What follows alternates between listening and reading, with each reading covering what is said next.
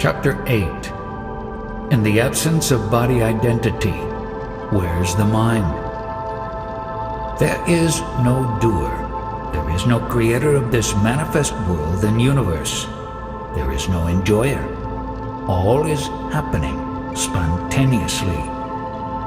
While doing japa, repetition of sacred words, should we bring the meaning of the words into the focus of attention? You should not deliberately try to work out the meaning of the japa. Meaning will spread by itself in you, will charge you in due course according to your quality. The manifestation of the dynamic Shakti or energy takes place through the person and varies with each individual. By all means, perform your family activities, comply with worldly and social responsibilities with full zest and enthusiasm, but at least understand and know your own self, what you are, and gradually you will realize that as the knower, you have no identity with respect to a place or form. All perceptible and tangible movements in the universe and world just happen without any specific reason. That is, there is functioning, rotating, vibrating, humming without a purpose. However, you prevail forever, without identity of body form, name, or any other illusory datum. And whatever the other principle is, defined by and identified with form, illusion, name, and body, it creates, nourishes, and sustains itself by itself. Later it has to disappear. Understanding all this action play is knowledge. Lord Krishna only spoke about Paramatman, that is, the highest self, as himself. Others also expounded, but they were caught up in their own concepts. If I do any thinking at all, it relates to the manifestation and its natural play. I do not think of altering the course of manifestation. However, when you engage in thinking, it will be at the personality or individual level about your personal problems. There is nothing to be done. Just find out how this touch of I amness has come about in you. When I talk, there is no feeling that I am talking. Now you talk from whatever identity you have. What is the support of that identity? The words just come out. When you talk, do you depend on your own existence or someone else's? On my own identity. This beingness of self is of short duration. It is experienced for a short time only. But the one that experiences the beingness exists forever. You must realize that the experiencer you is the ever-present existing principle. From what identity are you going to talk? Since I have absolutely no desire to talk, it does not come from the former. I want a precise reply to my question. Why do you utter some irrelevant words? Again, I repeat my question. Are you talking from the standpoint of the short-duration beingness or the eternal? There is no personal I that is talking. Do not give me that. I accuse you that you alone are talking. Are you talking from the temporary position or the permanent one? Not from the temporary position. You are not telling the truth. It is my experience that no I is talking. When you say that I, the person, is talking, it is not true. You are silly to say this, as the true knowledge has not been revealed to you. Are you going to give me the information from the standpoint of the temporary phase or the other? You do not seem to understand my question. It shows clearly to me that what appears temporal is really temporal. Then what type of information will you give someone about the state which is permanent? I will insist that he should go and see a Sadguru. Then where is the value or worth of the person who is guiding? He will be a guide to some few people who will be visiting him. I am going to send you out of here. I am not going to give you any knowledge. Should I teach you the ABCs of all this? Read the book I Am That and ponder over it first. Every time a fellow comes here, am I to teach him from scratch? How was I prior to the appearance of beingness? How and why did the beingness appear? We must get the answers to those questions only. I follow the approach shown by my guru. Whatever is acquired is unreal and time-bound. This anybody can say. How did this body and beingness arise? I want to know that. I have not decided what I should talk about. Whatever is imbibed by me will express itself. Nobody can decide what he is going to talk about. Suppose you prepare yourself to talk a lot here and cannot recollect it. Then what? It is not as if whatever you decide is actually going to transpire every time. The sense that you are is a big thing. What is most significant is the fact that you remember your sense of being. Subsequently, all things appear. Earlier, this memory I am was not, then suddenly it appeared. Now I expound on the spiritual talk called nirupona. In Marathi, the word nirupona is derived from the word nirupa, which means message. Therefore, to deliver any spiritual talk that is nirupona, the primary message, I am, must first be present. Then whatever ensues from this primary message will be the spiritual talk. The spiritual message which is delivered gives information about those who listen to the message. For delivering this message, the absolute I assumes the beingness. Now take the case of the government courier. He merely delivers a government message, but he is not the government. He carries out his duty as a government servant.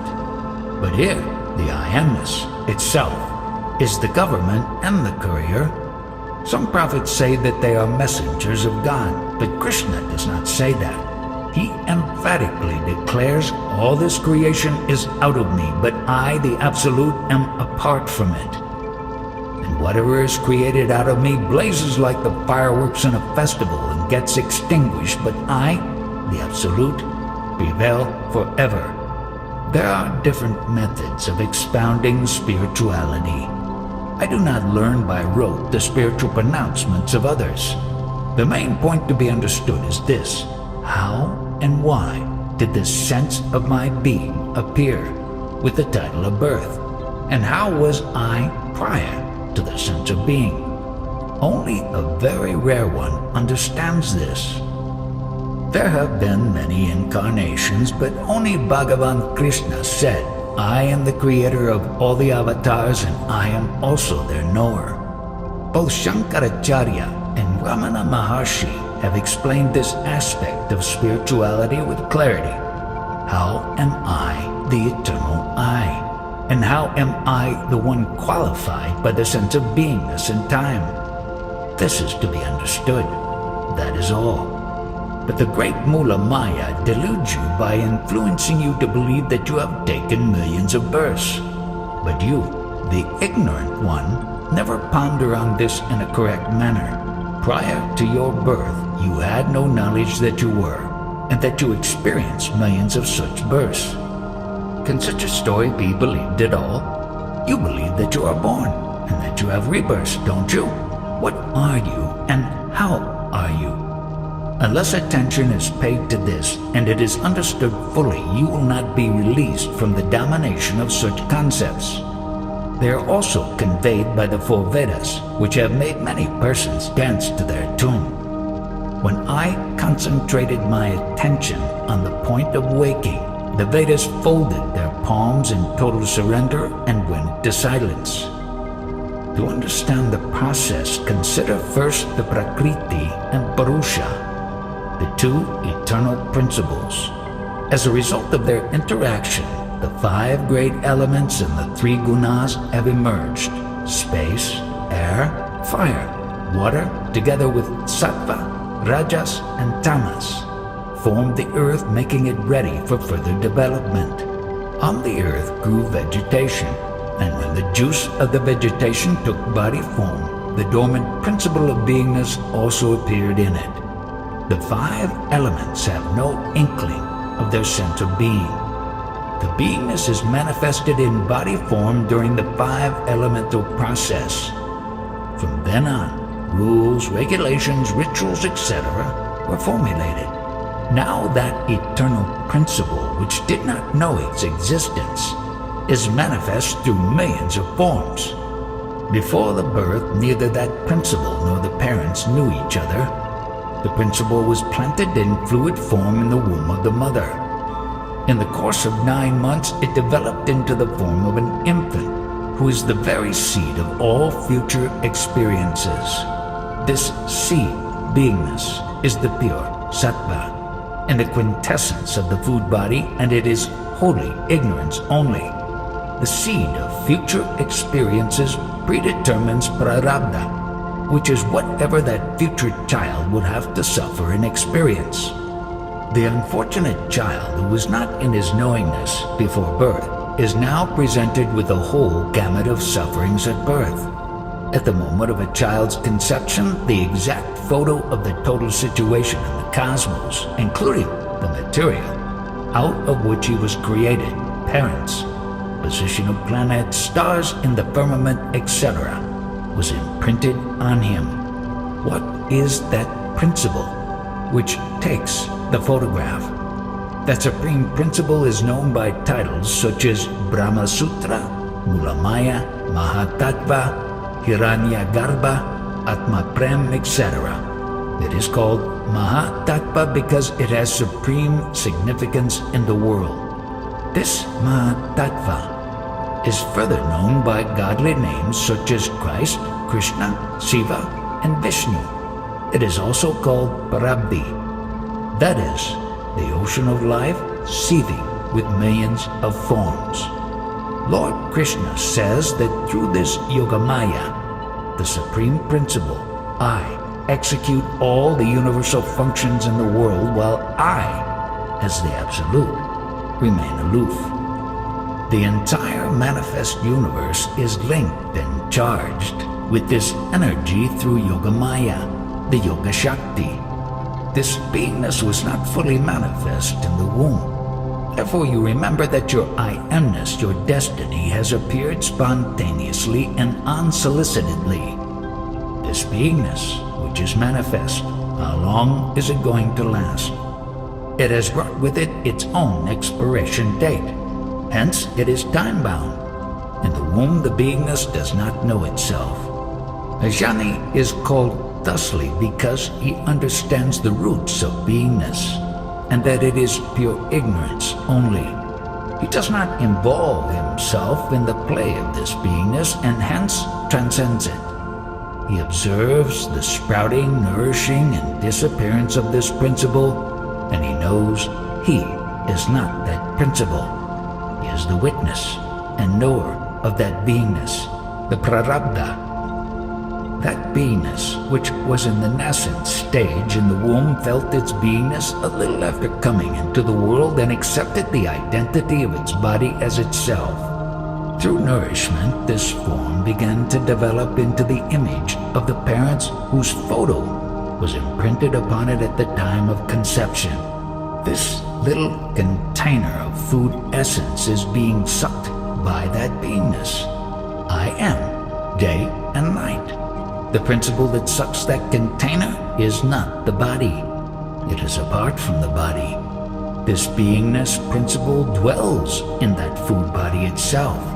Just as the child sucks on the mother's breast, the beingness consumes the body. You want self-knowledge, don't you? It is by no means child's play. If you want to be a jhani, you must understand what you are. That is what this I amness is and how it did appear. What was your true state prior to I amness? Only Lord Krishna has expounded this clearly. He says, since I amness appears and disappears, I the Absolute cannot be that. I forever prevail. My Satguru told me, in spite of your worldly activities, you are unborn. You are apart from all. So any person can become a jhani provided he clearly understands the following. Beingness appears as a result of the food essence body, functions by itself, and disappears when the quality of food body fails to sustain it. In the process of this understanding, he realizes that he is not the beingness, and so abides in the yoni state. There have been so many incarnations who claimed the highest spiritual status, but they got stuck in concepts gathered from outside themselves, either by listening or by reading books. To conduct any worldly or spiritual activities, words are necessary. Since the yoni transcends concepts, he is word-free. In the quietude of the yoni, the words went into silence because the Vedas, while saying, "I am not this, I am not that," exhausted totally all their words and became Vedanta.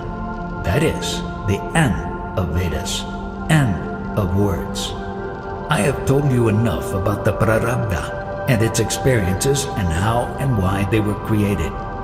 Now in this whole play, where are you? What is your location? What is your identity that you would like to preserve? What identity of yours, right from childhood until now, has remained faithful to you? Once you had the identity of a child, followed by that of youth, then of middle age, finally that of an old man. Amongst these, which is your one true identity? As a matter of fact, there is no evidence at all that you were born. I do not think of any identity as such. In all my experience, at times I feel the sense of I much less. It is just attention, an object of attention. But when the attention is on I am, then I am becomes less. When you put your attention on I am, do you feel any physical sensation? When my attention is not on I am, it is gone. But when my attention is very strong, objects are perceived. But is your attention stable permanently? Yes. If so, describe that. And do you have this experience? Yes. Then why did you come here? The experience is not continuous. If it is firmly stabilized, then it must be continuous and forever. It is stable for a moment. Who witnesses the two states of pure and impure attention? Maybe the knower, the attention. Perhaps someone remarks on attention, but I do not speak. Who is paying attention to all this, you or somebody else? The truth knows. You study it properly. Do meditation as often as possible. Go into samadhi for hours at a time. My mind is still, but it is attentive. I look at this I am. You have to come up to the stage of knowingness, but you still have to reach your destination. This is possible only when attention merges into attention. If it had expended itself, you would not have come here. Oh, I see, I should have chewed up my attention. Yes, currently you are staggering at the stage of attention. It should be fully consumed. You are not talking from that stage of knowledge I am, which is time-bound and temporary. Second visitor, objectless attention. Could it be that? Can that attention be without an object? If attention is there, the object is also there. When attention and its object fade out, then can one attain samadhi? Who is the knower of it? You are laying a bait for me. Talk for yourself. Second visitor. My mind is very still, and it is not moving towards any object. It seems to be a stillness of mind, a quietude. This is a result of my experiences here. What did he say? When something comes to feel that attention, my stillness is broken, and the sense of I am comes into being. At that moment, my mind looks out towards the object, so that the object and the sense I am arise at the same time. You appear to be talking from the body-mind state. I am talking from the no-mind state. The mind persists so long as the body identity is there. When this is gone, where's the mind? The waking state, deep sleep, and beingness are titled by the term birth, and it is a temporary phase. But don't I have to investigate the body-mind from that state in order to know it? Am I a kindergarten teacher that I should start from A, B, C? That is the body-mind state. My talk begins from the prarabdha and the root of beingness. I don't deal with body-mind. January 31st, 1980.